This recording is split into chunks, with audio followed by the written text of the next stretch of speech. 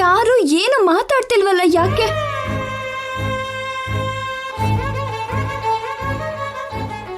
ಆದ್ರೂ ನಾನು ದೇವಸ್ಥಾನದಲ್ಲಿ ಇದ್ದೀನಿ ಅಂತ ನೀವೆಲ್ಲರೂ ಯಾಕೆ ಬಂದ್ರಿ? ಯಾಕೆ ನನ್ನ ಜೊತೆನೇ ಇದ್ದೀರಾ? ನಾನು ಕೆಲಸ ಮಾಡ್ತಿದ್ರೆ ಯಾಕೆ ಅಡ್ಡಿ ಮಾಡ್ತಿದ್ದೀರಾ? ಹೇಳಿ ಅಣ್ಣ. ಏನ್ ಹೇಳು ಅಂತೀರಾ ಮೇಡಮ್? ಕನಿಕರ ಇಲ್ದಿರೋ ದೇವರು ಬರೆದಿರೋ ಕತೆ ಬಗ್ಗೆ ಹೇಳು ಅಂತೀರಾ? ಕಣ್ಣೀರಿಗೆ ಕಣ್ಣೀರು ಬರೋ ವ್ಯತೆ ಬಗ್ಗೆ ಹೇಳು ಅಂತೀರಾ? ನಿಮ್ ಸುತ್ತ ಇರೋರೆಲ್ಲ ನಿಮ್ಮವರೇ, ಆದ್ರೆ ಬೇರೆಯವರು.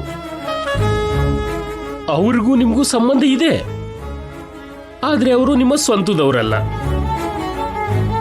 ನಿಮ್ ಕಷ್ಟಗಳಿಗೆ ಕಾರಣ ಅವರೇ, ಆದ್ರೆ ನೀವು ಸಂತೋಷವಾಗಿದ್ರೆ ನೋಡ್ಬೇಕು ಅನ್ಕೋತಿದ್ದಾರೆ. ಅವರು ನಿಮ್ಮ ಶತ್ರುಗಳು ಮೇಡಮ್, ಹಾಗೆ ನಿಮ್ಮ ಬಂಧುಗಳು ಕೂಡ. ನಿಮ್ಮನ್ನ ಕತ್ತಲಿಗೆ ತಳ್ಳಿದ್ದು ಅವರೇ, ನೀವು ಬೆಳಕಿಗೆ ಬರಬೇಕು ಅಂತ ಕೇಳ್ಕೋತಿರೋದು ಅವರೇ.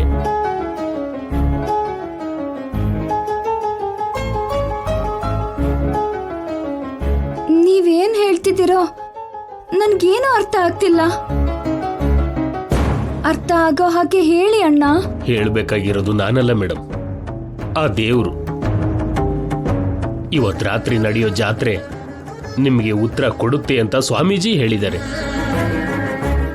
ಅದಕ್ಕೆ ಎಲ್ರೂ ಬಂದಿದ್ದೀವಿ.